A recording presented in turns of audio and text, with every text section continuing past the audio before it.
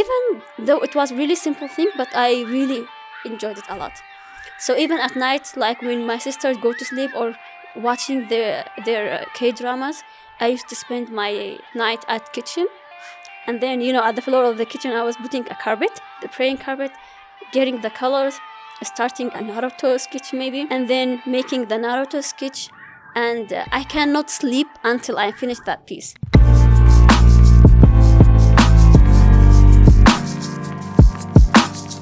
If you keep complaining about your life, then someone else might live your dream. Someone else may live in your home. Someone else may marry your wife that you dream to marry. Someone else will be having the car that you dreamed of. No one is there to help you. No one is there to understand you. No one on the earth can come and say, I can understand you. No one. Not your mother, not your father. And expect the worst from people. Like, I'm not telling you, the world is bad. No, be optimistic. Do your best, take care of yourself.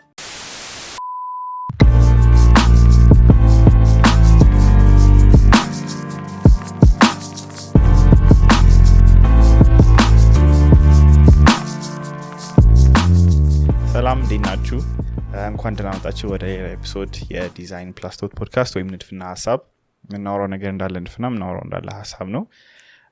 ዛሬም ከኛ ጋር ልዩ የሆነች እንግዳ ይዘን መተናል። our second official lady of the show እና ብዙ ኮሜንት የተሰጠ ነበረ። እናንተ በዚህ ሾው ላይ አማርኛ በደንብ አታወሩም እና በደንብ አትጫወቱም በአማርኛ። የዛሬ ኤፒሶድ የሚሆነው በእንግሊዝኛ ነው። So today we have a guest. I can't say your name in Arabic. I won't be able to say it fully in Arabic, but I'll say it in Fafa.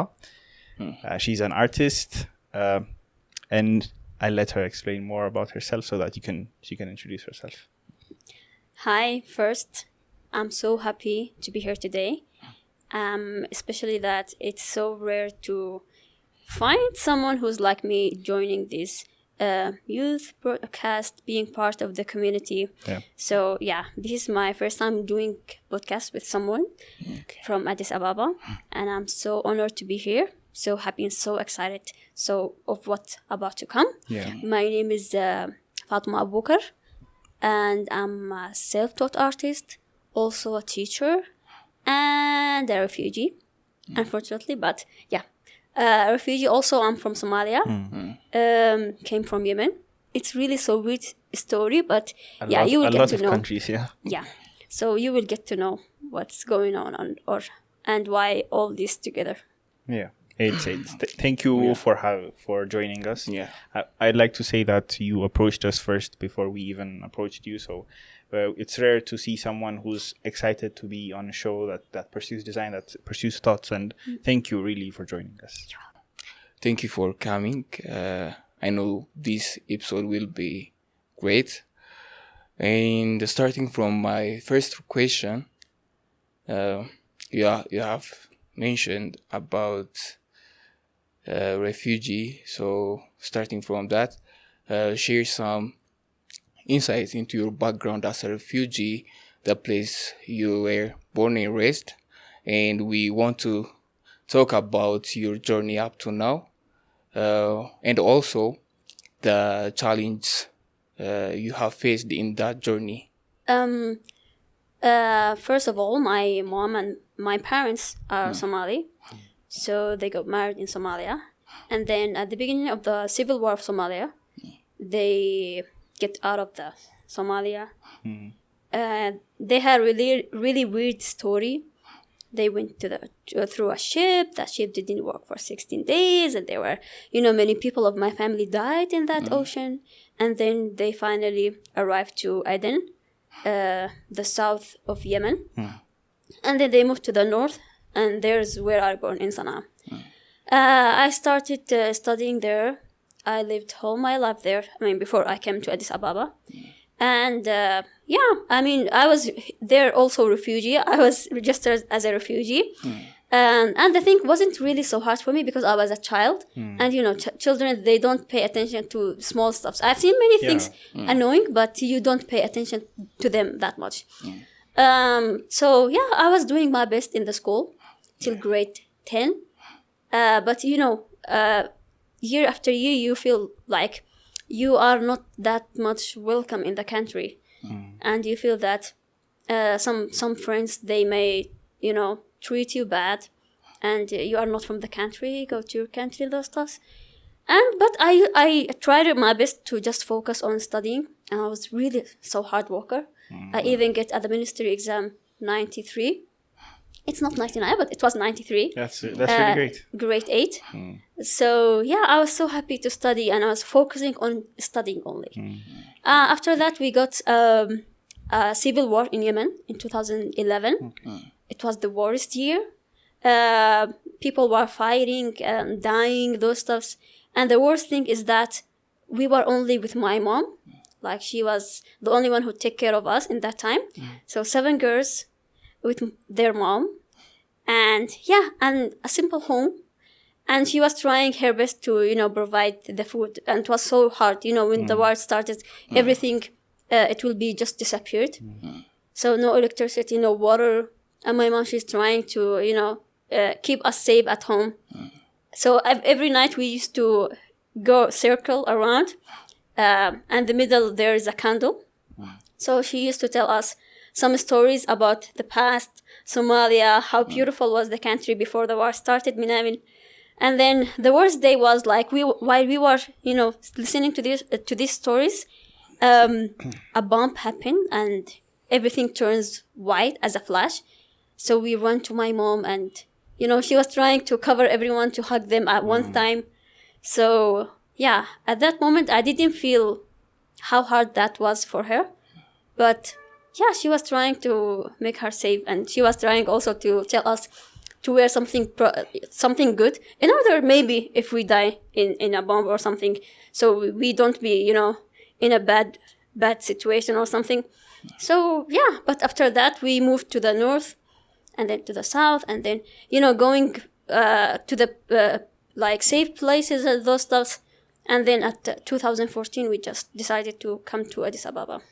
And that nightmare has, gone after many people died and many people had been put in jails.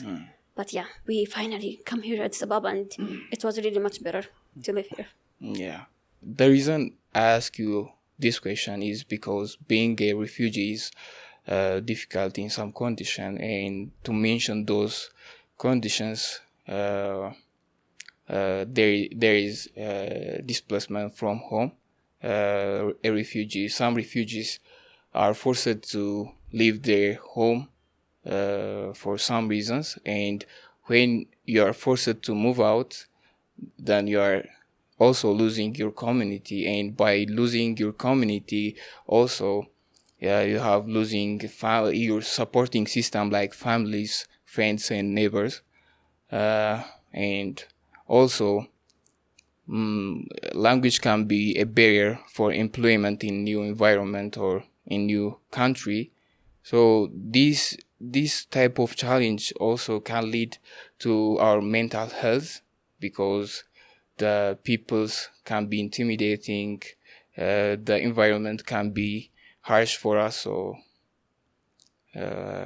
that's why I ask you. I think that's something I noticed, like, before we even joined the podcast, is that you are very optimistic and very positive minded.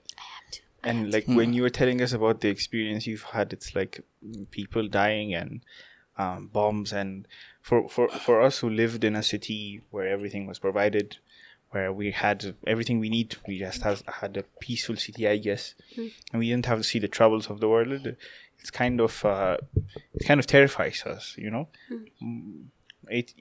People, we're going to talk about this topic, but we take it for granted, the peace we have, the community we have, just like he said, that supportive system around you. But I think one of the things we really appreciate about you is that you have not, we can't say how you've been like, we cannot say that you've not been through a terrible experience. You've been an absolutely terrible experience, but you've come out on top of it.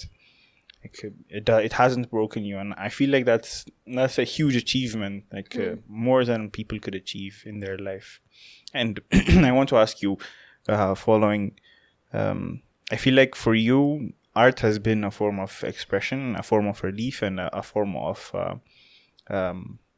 stability for yourself, for your mental safety. And how has it been? How have you found peace through art, and how has art influenced you, and how has it been? How has the journey been so far? So we've seen some of your work as well, and it's really outstanding. So thank you. So yeah, after I reached here at 2014, we've lost everything in Yemen, like our certificates, our the other stuff that we were dreaming to have those stuffs. We just it was there. So after we come here, it was so hard for me to keep studying. So especially that I couldn't get my certificates and those stuffs, and money issues and those stuffs, and it wasn't able for us to go to the refugee camp at that moment, because most of the refugees, they come from Somalia, but we in our state, we come from Yemen. So for whole 3 years, I spent it at home. Like, it was like, let's say it wasn't jail, but it was a safe jail that I can get food, So we spent that 3 years at home, doing nothing. For my sisters, they were watching K-dramas in their small... K-dramas? Yeah, K-dramas. In our home, we're really fan of K-dramas and K-pop and those stuff, Korean stuff. Yeah. So they used to watch K-dramas. For me, because I was young, they refused to share me these episodes. I don't know why, because they were like, oh, you are too young. You are not able to watch these movies. They are for above 18 years old. So I didn't fight with them. I was like, okay, it's fine. So I was spending my time doing some sketch. And even for providing the papers, it was so hard for us. So my mom, she used to bring some, used papers from the internet cafe. There wasn't Wi-Fi and those stuff. So mobile data, because, we used to take those papers and make some simple sketches. And my sister, the elder one, Sam, she is a really good artist. And she was making some beautiful sketch for Naruto, for anime, Japanese anime, those stuff. Yeah. So we were making small competitions within the home. Me and my 3 small sister and her. So we were 5 at home. So every evening we were going, in circle again and making these simple sketches, and then post it in Facebook. Make a year competition in Facebook with the other friends that we have in all around the country. Yeah. That was the only thing that I was doing it for 3 years. But even though it was really simple thing, but I really enjoyed it a lot. So even at night, like when my sisters go to sleep or watching their K-dramas, I used to spend my night at kitchen. And then, at the floor of the kitchen, I was putting a carpet, the praying carpet, getting the colors, starting a Naruto sketch maybe. And I cannot sleep until I finish that piece. After I finish that piece, and then I go finally sleep. Even if I finish it at 4 a.m., it's fine for me. So yeah, that's how I used to use art as a way to, make myself busy, and also to feel relief, much and more relief. So I think when we researched about you taught kids, and really how was that experience been like, teaching kids throughout? Okay, so after spending 3 years at home, we decided to go to the refugee camp, because it was not able for us to get the visas anymore, because it was so expensive. And so we decided to go to the refugee camp from here to Dolo, and then it takes 3 days. It takes a really whole journey. It's I wrote a book of it. It was really terrible. You wrote a book? Yeah, but it was just for competition. Okay. I joined it twice, online competition. I didn't win, but it's here. I have it. It's in Arabic, short novel of that journey only. That's impressive. So after we go there, many things happen. So yeah, but after I came back from the refugee camp and I had the card finally, I decided to not live as I used to live anymore. after I see how people are suffering in the refugee camps and having nothing, no hopes and nothing, literally nothing, I feel that I'm really so blessed that I'm living in Addis Ababa. So I decided to live my moment, to do something for me. So I decided to volunteer in a masjid nearby. It was just 18 Tamari in that time. So me and my sisters, we volunteered in that place as teachers who teaching Arabic language. So from 18 Tamari, we reached to 100 Amsa Tamari. Because they were like, oh, people from Yemen, they come and learn Arabic, and everyone is calling the other one. So we make it really so big, and they build us classes and those stuffs. So I've been teaching there for 3 years, volunteering. After 3 years, they started paying me for teaching. But for the whole 3 years, we were doing that thing for free. Just teaching the kids, and it was really giving me that achievement. Even it was volunteering, and but actually, it didn't take that much time. It was just from 4 till 6. But at the summer months, they were coming at the morning, also at the evening. But it was really so good thing to feel alive and to not stay at home. And after that, I went to a Summerland Academy, a school. You know how to get the best way to get a job? Knock, knock. Do you want a teacher? And then they would say, yeah, we wanna. Do you speak Arabic? Yes, I speak Arabic. And I heard that you're teaching Arabic. They were like, okay, we will be calling you. After 3 months, they called me and I started working at the school. I needed that job a lot. It's weird way, right? Knocking on the door, do you want a teacher? It doesn't make sense at all. But I really needed that job at that time.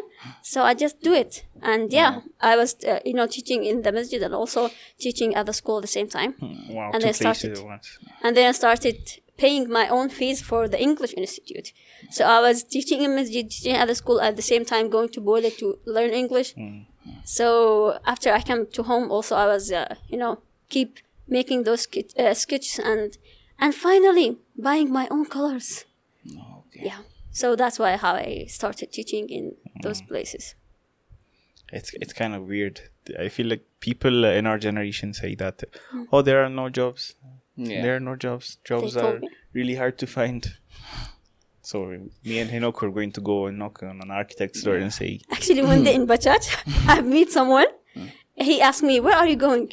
And she, Samira, Kunjo, where are you going? I was like, I'm going to Sira. And he was like, yeah, Samira Kunjo, it's my name in everywhere. Oh, really? Samira Kunjo. So I'm like, okay, do you mean me? Yes. Okay, what do you want? So he was like, where are you going? I said, I'm going to my Sira. He was like, Inde? Sira yellem. Iya hulum Sira yellem. Indet againyesh. I was like, Arabiya no. Arabiya taqwalek? And he was like, I didn't know Arabiya no ishi. And I was like, oh, hid latimmer sidinna kwak kwak arga. Kaza innanta sarataya tu. Then go and start your job. And he was giving me like this. Why French people, they are getting job and I was like, okay. So yeah, I always meet these people saying there's no jobs, but they don't search enough. Exactly. They don't try enough, or they don't try at all in the first. See, sitting, bachir, and they will start complaining. All the teachers, they do that, by the way. They never go and search for a job. They want the job to walk to their house and knock the door, drink bunna with them, and then there is Sira, please go. Yeah. Doesn't make sense. The job has to ask them if they want to leave first. Yeah. And God, He will never put any work in vain. I mean, if you work hard to get something, even if you, looked for 3 places, maybe the 4th opportunity job will come from another place. Yeah. But you have to keep, searching for it until it comes. True. That's that's really mature. That's one of the most mature things I've heard. Yeah. I think for me, I've been taking like tips and lessons. You won't know if you're bad at something, or you won't know if you're not fit at something unless you try it first. Yeah. So without any preconceived, or without any trial, or without any practice, you don't know if you're bad at something without even trying it in the first place. Yeah. And I feel like that applies to almost everything in this world. If you talk about design, trying out design or art, you won't know if you're good at drawing or painting unless you try. And trying, not only trying, but trying hard. And I can definitely assume to say that when you knocked at the door for when asking for a job, you weren't like, do you have jobs? You were very like confident about it, and yeah. I don't know why, but I was. But even though I tried it again, it wasn't the first school I'm going to. I went to another school first, and the experience turns really bad because there was some ignorance people around there, and they were like, did you graduate from a university? And they were starting judging me by my clothes. I was wearing hat as always, and he was a man, and he was like, "Mindin no hat? Sit hat tilbsalaj inde." And I was like, Bismillah, what's going on? So it doesn't make sense. I mean, most of people, they judge you of your clothes. I'm teaching Arabic. I'm not teaching the kids wear a hat. So it's about what I'm doing. It's not how I look. And I just wear a hat. I mean, it's a hat. But that school was really crazy. I don't know why. We have talked about art, and in my opinion, this art is connected to our artistic side, and those artistic side can be reflected by creative process. So going through creative process from conceptualization to execution, there is a use of color, texture, and symbolism to convey powerful narratives. So we want to hear about your artistic philosophy and also your creative process. For me, I really like to keep things so simple. For me, philosophy of art is make yourself happy. I don't make the art to make people, feel happy of it. I don't make art to show people how talented I am, or to, to heal, or to those things. I just make art to be happy, simply. Okay. So this is the first reason I started making art. And after I saw, people are really interested in art, I tried to put some of the stories that I had in my life in a piece of art. So I try my best to choose colorful of hope. I really like pink, but sometimes it doesn't fit every painting. But I really like to put really so strong colors, light colors, so it gives even if it's telling a bad story or a really miserable story, at the end of it there's a hope. So that's how I really use my philosophy of art, making myself happy and also sending a message, or sending a message or being aware of something that I want to really to talk about. So, but till now, no one sees any pieces of mine that I did it and I make it out of something that I want to talk about. Now I'm making some pieces for an exhibition, but no one saw them till now. So they just saw some copies, some fun arts and some beautiful arts. So the serious ones, they are about to come now. So I'm so excited. We are excited as well. Yes. We can't wait to see what kind of work you'll do or like you'll show us. But I think one of the things, especially when designing or in art in this field, the most important aspect is that it has to be experiential, right? It has to be, you have to draw something that's realistic to you, something that's vivid in your eyes. And I feel like when you said you like to draw bright colors or use bright colors like pink, even when it's like a miserable drawing, it does say a lot about you more than the artwork. And at the end of the day, it's more, the art is more art-oriented or person-oriented or personal than it is like, people want this, people want that. And I'm sure our audiences can see some of your artworks and they can make the conclusion or deduce it themselves. But I want to add, like, for me, when I'm doing a piece, whenever I feel something of this piece, it transforms to the people who are seeing the piece itself. So if I'm feeling really miserable, so that's what people may feel at the time seeing it. It's same as writing. When you read a book, if you have a feeling that someone wrote something, even if it's one word, you can feel the same way. I don't know how to how to explain this thing, but it just, it takes your feeling and give it to other people to see. Yeah. So it makes it really so powerful and makes it different from other artists. Yeah, something we've always explored on this podcast, especially with designers and like people who've established themselves as artists, is that one thing they say, it has to have meaning. You can have all the technical skill in the world, you can have the sense of scale you want, and the understanding of proportions, but that's not all there is to art. It has to be a form of expression. Art itself is a form of expression, right? And I feel like that's made you your artworks very communicative with people. So I think you touched the point a little earlier on, but especially when you said a bit about coming to Addis Ababa and getting rid of all that horrible memories. You can't get rid of it, but like you've passed that, and you said there's hope at the end of like every hardship, right? So how has it been adapting in Ethiopia and living as a refugee and communicating with people and community-wise, culture-wise? How has it been?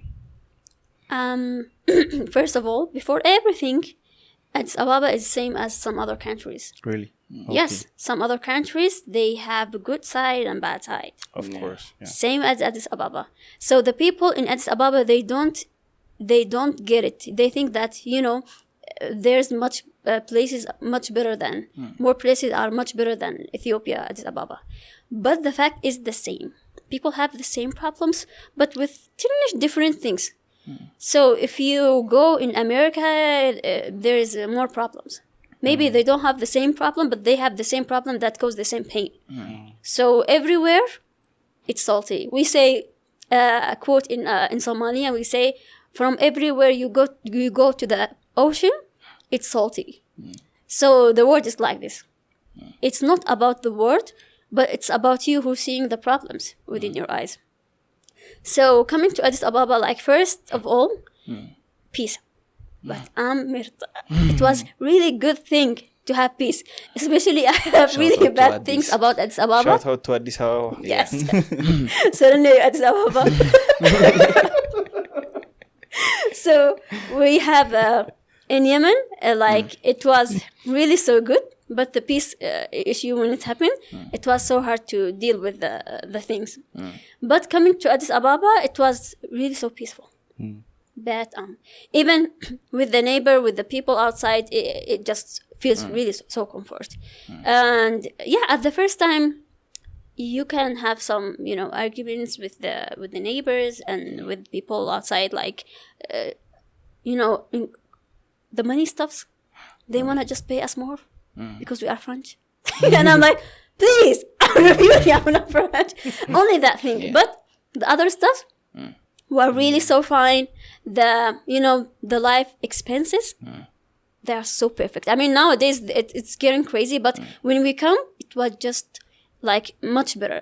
But there was some services wasn't able that time, like ride and those stuffs, because they were right to the amount of money. Yeah. So people, they were, cheating more. But it was really so good to have that much of peace, especially seeing the green places.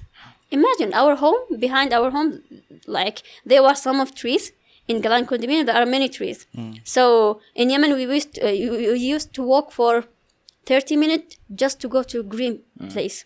Really? Yeah. There's no green place. In Yemen, it's so hard to find a tree. And if you find a tree outside, the next day, they will just take it. I don't know why. So it was so, no green spaces. But here in Addis Ababa, if I wanted to go to garden or walk on the grass while I don't have any shoes or any thing in my feet, I will just go behind our home, sit there, and there's a playground for the kids, and I will enjoy the view. It was my favorite place to go every time when I feel anxiety behind our home. So it was really so perfect, area, calm area, peace. There is no guns. There is no actions. No people are calling us saying, "What are you having to eat, Minamin?" Everything is available. I was so grateful for this. It seems so simple for other people, but for us it was wow, good stuff. So yeah, that's the thing I like it the most. And the different was like some other people mood. At the first time in every relationship, being, you know, neighbors with other one, they will make some problems at the beginning. Of course. And especially that some other people from your nationality, they might do something bad and they will be angry on you. So I'm like, I'm not Somali, I'm Somali. So if you are angry with someone else, you better go to him and, you know, fight with them, not me. So most of the time when they have an idea of a country, they will treat you as you are that country. So yeah, we had some fights, but at the end we deal with them and they become the best people, like our family, ain't it?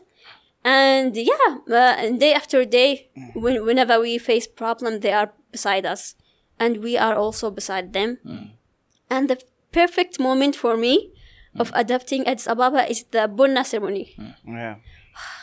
I'm not with that. I like it so much, especially when I'm at home, you know, so tired of the day. And then one of my neighbor's kids, she's 2 years old, 2 years, in a month. Maybe she's now 3 years.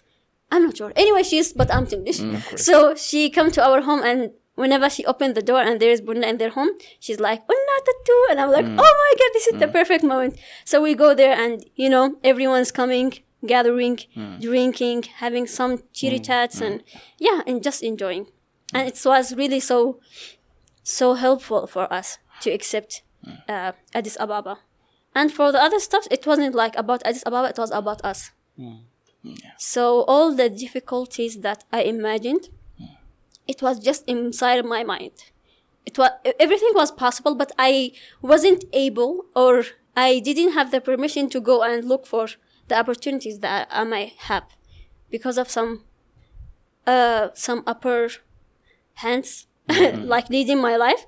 So yeah, the time I got that chance, which was before 1 year, 4 months, I started zoozering and I found really cool places, cool opportunities. Yeah. And yeah, I mean, now I can accept Addis Ababa more. But sitting at home and saying, that will lead you to minim. Exactly. Yeah. I think the first mountain you have to climb is the one in your head. Yeah. So it's so weird though, like hearing it from your perspective, especially we're born in the city. We've known everything, but we've known nothing but the city. So hearing you tell us about You love Addis Ababa more? I make you love it more. Yes. Yeah. Thanks for me. Honestly, I didn't believe I could see it this way, but a lot of people, especially our generation, they'd rather go somewhere else. Yeah. I'm not exempt from this list. Both of us are. Anyone who wants, like, aspires to be great or something in their head, they want to do that, but we really have some sort of utopia in our hands, especially Addis Ababa. It's a peaceful, it's something else. And hearing you talk about the green, the community, we on our first episode, we talked about, or I think on one of our episodes, we talked about Addis Ababa. And a project I did was that Addis Ababa is not really about material. It's not really about wood. It's not about the roads. It's about the people and the community in the sense of togetherness you have. This ceremonies, this bunna drinking ceremonies, the care for each other, the sense of quiet you have on Sundays, especially when everyone is resting.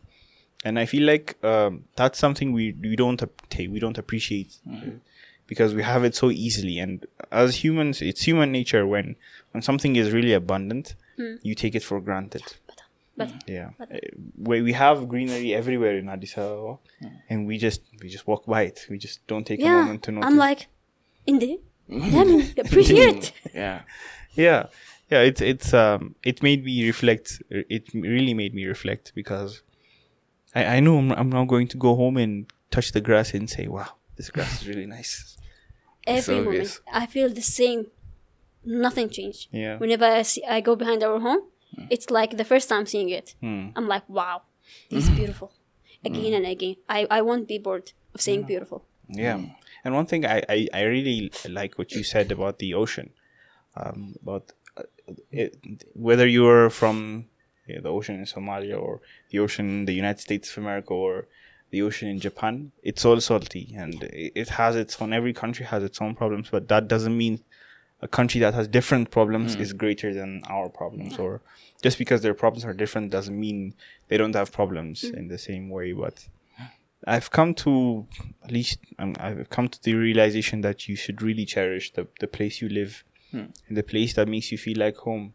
And I'm really glad that Addis Ababa made you feel like that, because for many it's otherwise, due to many reasons. But it's kind of surreal hearing this, because it made me reflect. I was like, when you were saying, I was like, what the hell? I was saying, what? Also, we don't have to forget the thing that you have told us about when you speak foreign language, people are going to charge you more. And that's for me, Faranj, give me $, something like that. Samira. The Samira stuff, I hate it. This is the only thing I get really annoyed of it. I'm not rich, how can I tell you guys? I've seen a lot. And most of the time, the people from other countries start to angry, you know. They say, why do you say those things? Give me $. Are you mad or something like that? So it's really, for me, it's a really fun fact, but it has to be stopped. Yeah. Please. Yeah. But like, if we understand this. Now we have to be a force for change. If not, then why? But I don't think they're gonna stop, because you can't. It's so hard. I mean, if you start from yourself, I mean, I'm sure you are not, but these people who are doing this stuff, it's not just about, Samira $, but it's also about thinking that you are new in the area. Like, for instance, like yesterday I was in Bole, so it was my first time going from Bole to Hayartina. I always take Hayartina from my home, which is one taxi. So I had to go to Bole first, and then I was asked at the Hayartina bus. It's taxi in front of me. I asked the man of Mexico taxi. I was like, Hayartina taxi yet no me ganyan. He was like, Hayartina zilum be Mexico hijina kaza Hayartina hiji. And it was in front of me. I am seeing the GPS that says Hayartina, it's from this way. And he's telling me to go from this way to Mexico. And I was like, so I asked someone else, and they were like, it's, Hayartina. Yeah. So this is not the first time. It happens more than once. Like, exactly the place. Why would you lie? I mean, Timbir wouldn't be perfect for you. I mean, if I didn't go with you, there might be someone else who will go instead. Why would I go to that place and then return back? So that's only the problem that I have to face every time. But whenever I speak Amhariya, Sibir Amhariya, they're like, oh, and I'm like, oh, so be careful. What we call Sirasat and Tawa, like that. So they're like, Aishi. So I think it's about the language. If you know the Amhariya language, you will be really, feeling much better. Or maybe you pronounce the Amhariya perfect. You can avoid these problems. We speak a little bit of Arabic as well. No, we don't. One word. At least one word in Arabic. Habibti. Shukran. Everyone. Oh, go best. Marhaban. Oh, Sostania. Al MBC3. Oh my God. That's so cute. I'm really sorry. Oh my God, you used to be fan of MBC3. Benton and SpongeBob and those stuff. That's so cute. Don't. Yeah. Oh my God. Yeah. This was like... Ifti Haliwa. Open my phone or something. Someone told me that. Ifti Haliwa or something. Iftahi? Iftahi, open? And Haliwa or something like that. Open my phone or something. Iftahi telefoni. That's different. Yeah, maybe. Who are you talking to about Arabic? I think the most important thing for any language is food, and how you say I'm hungry, and how you say water. Those specific stuff. Yeah. Wait, I don't know in Amharic. What? I'm hungry. Rabbing. Rahabing. Oh, Rahabing. Yeah. I know one word. I learned one word. Akhnuch. My name. He's trying to pronounce my name. أخنوخ. نعم يا أخنوخ. كيف حالك يا أخنوخ؟ You sound like King. No, it's hard to pronounce my name in Arabic. Right? Yeah. So we talked about a lot of topics, especially with like broadly with your experience in Addis Ababa. But one thing you said when we talked is that you wanted to make him, if I'm not wrong, you wanted to say something to people who actually have a stable, like they don't have to have the sense of instability. They have a stable culture. They can always rely on a stable country or a stable city they can live in, the greenery. And I said it earlier, we take these things for granted. But I want this to be a reflective session for people as well, especially for people who who are really bitter about everything that's provided for them, but they are still bitter about it. So what advice would you give, or what would you? For me, I would take them one day to the refugee camps in Ethiopia.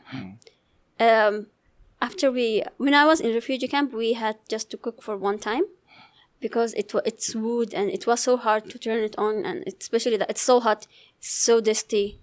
So we used to eat pasta all the day. You have only one meal, pasta, and I'm like, I hate pasta till now, by the way, because of these days. You hate pasta? But I can't see it. It's a phobia for me. I'm like, if I see the pasta, maybe I will shout, say no, don't pasta. So when we like at the refugee camp, there is nothing called like I will be so honest. In refugee camp, there is no 2 kilo tomato من yellow. All the shop, it have 2 kilos tomato and it's cherry. It's also damaged. That's it. So if you are going to shop, you will take 10 دقور فيصل and you will be picking up 5 cherry tomato, 2 dinnish, and that's it. You can't buy anymore.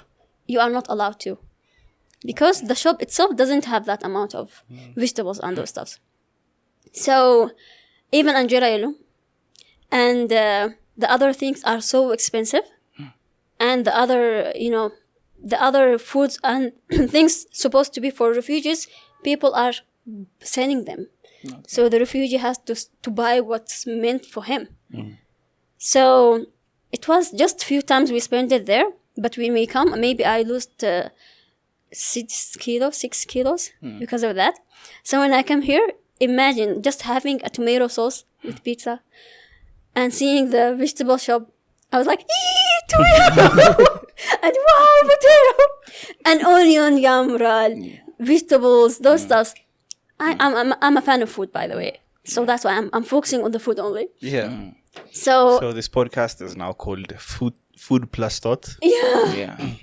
So only for these stuffs, like maybe you are tired of eating shuro, but shuro, it's a VIP dish in that place. Shiro? Shiro? Okay, yeah. You said it right. Yeah. Shiro with anjera. So it's the lowest, like the normal Ethiopian man who couldn't provide any food, he can at least provide one meal, at least shuro and anjera. Yeah. So that's VIP meal for the refugee camps. I was imagining eating shuro and anjera for many days just to avoid being depressed. And I was like, okay, Fatma, you will go back to your Addis. It's as it's belonged to me. And then I'm like, you will go back to Addis and you will have that shuro and anjera. Can you remember the taste, the color, the texture? And I'm like, imagine the things in my head. So when I come here back, I was so happy. But until now, I love shuro bata because of that taste. So I'm like, this is so good. Especially for the normal foods, the normal views, just having the ability to go and buy one motor, you can provide a lot of things, a lot of vegetables. But in refugee camp, one motor, it doesn't fit that much at all. It's just so hard, so expensive, everything.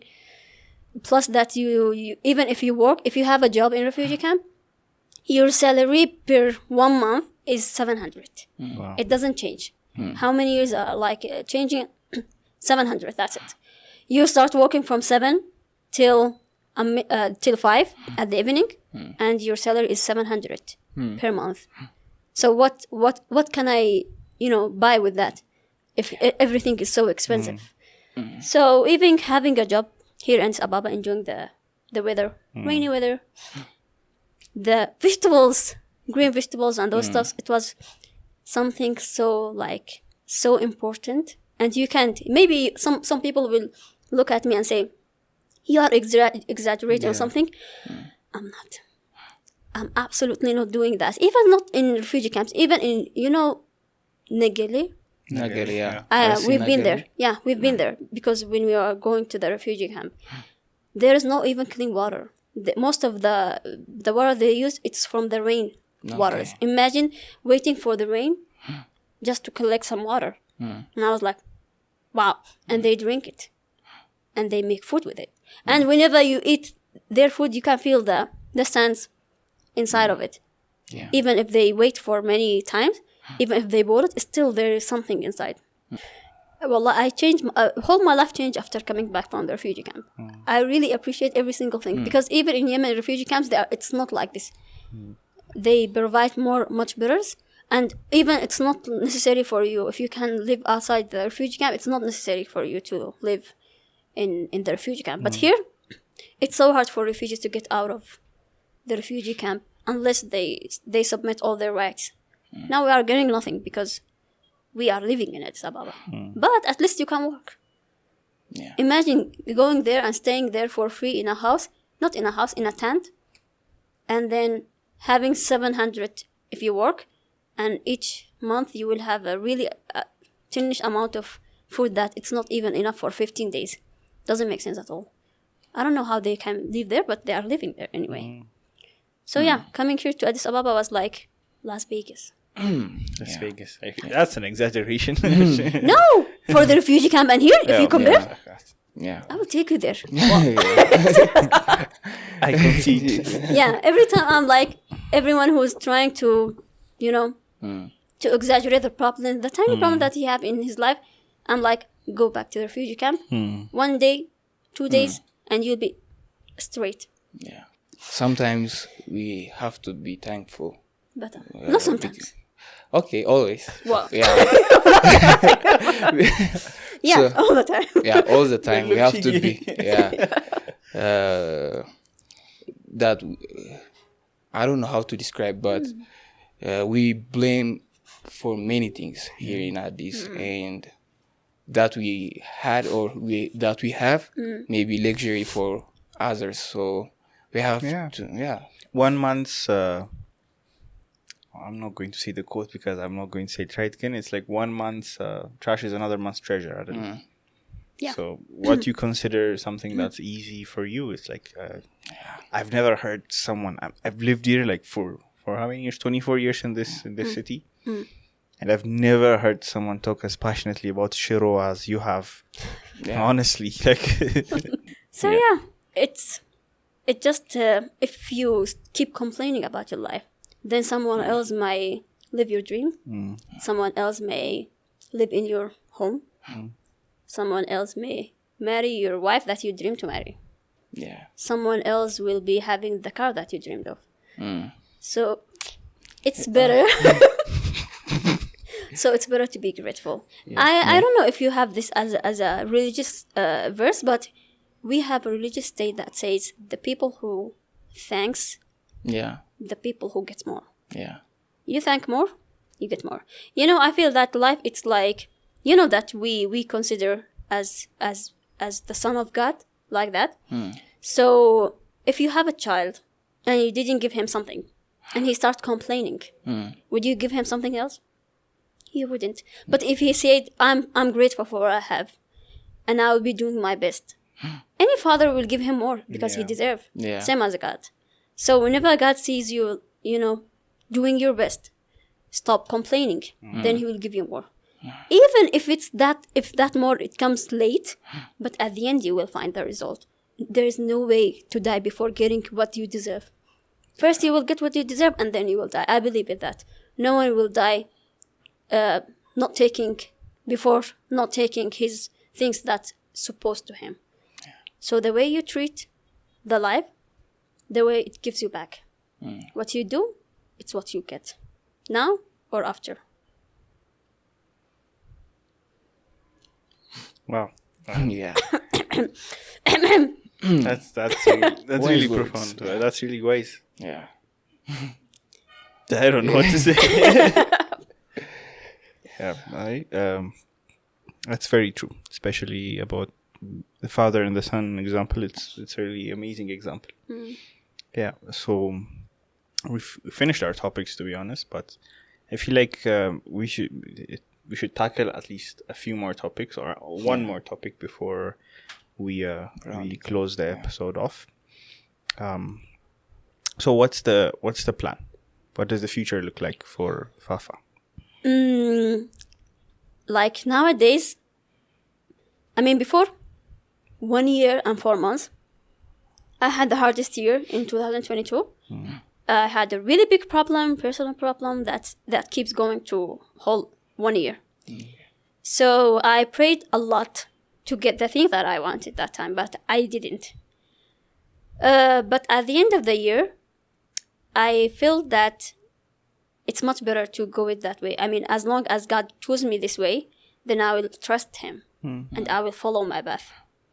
And I'm pretty sure, I don't know which kind of sure, I don't have, results that I can touch, but I can tell that something great is about to happen and I'm working for that.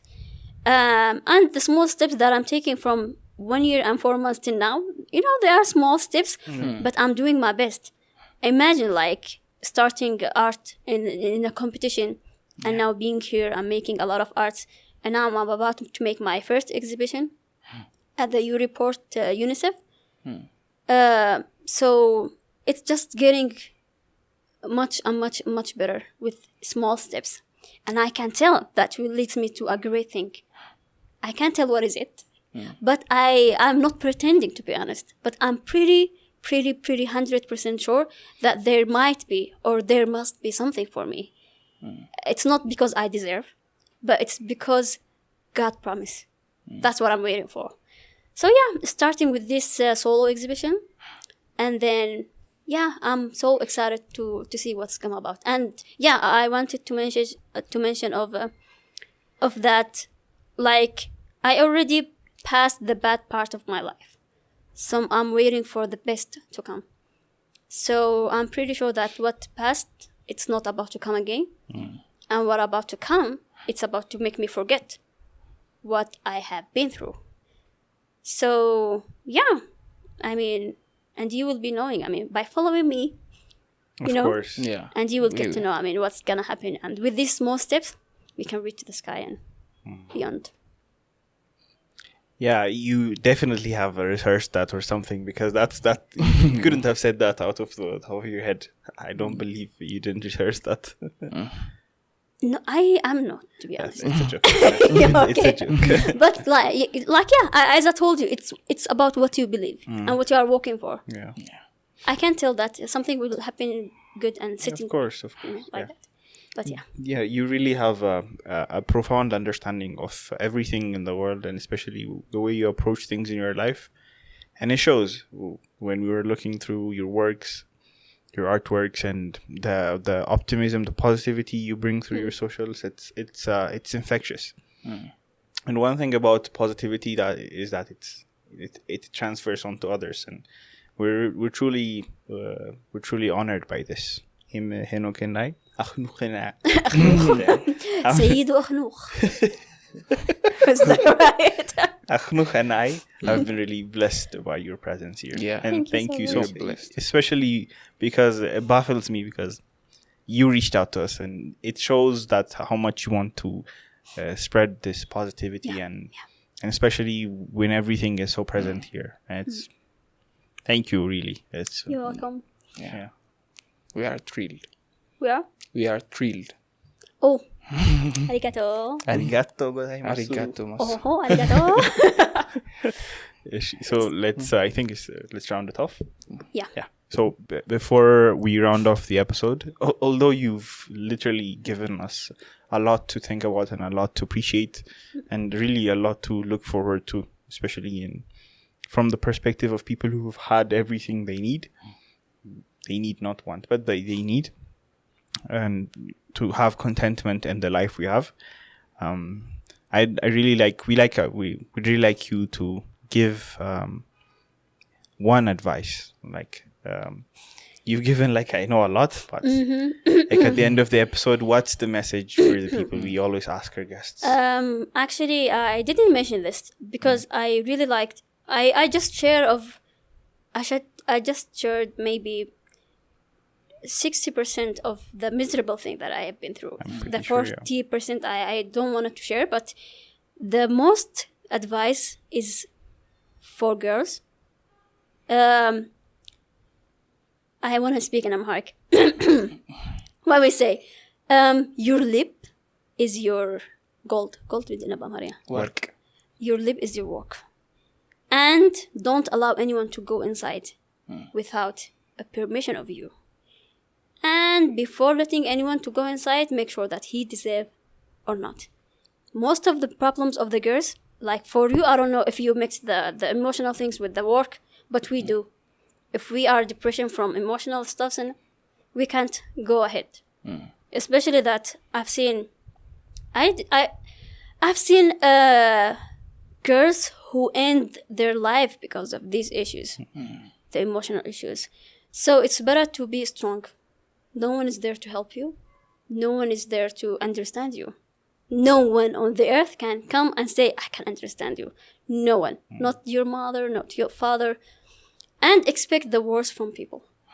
Like, I'm not telling you, oh, the world is bad. No, be optimistic. Do your best. Take care of yourself. Take care of your heart. Because you can't tell that people will come and make you happy always. And the most who make you happy one day, he might be the one who will destroy your life. So it's better to take care of your lip and don't give it to anyone easily at all. Yeah, you are worthy. So just make sure and love yourself the way you are. Thank you so much. Yeah. It's an amazing episode. I'm sorry. If you have socials, you'd like our viewers to especially follow your journey on social media. Of course. I have Instagram, social media, Faduma Abukar. Yeah. And also LinkedIn. I'm not active in Instagram. I just, I created this page after 2022. Okay. I deleted everything before that. I was using another account, and I'm the new me after 2022. So Instagram, follow me on Instagram to see everything that's about to happen. And I'm really into spreading this, positive energy all my life. So I'm really into making girls follow me, and also boys. Yeah. Okay. So we can, build a better life together. Yeah. There's a lot of negativity outside, but we can be the positive side and make a change together. So follow me, like, for all my posts. But we will. You got 2 followers today, so. That's awesome. Arigato. So thank you so much. Even I'm saying this for the probably 215th time. Thank you so much for joining us. You're welcome.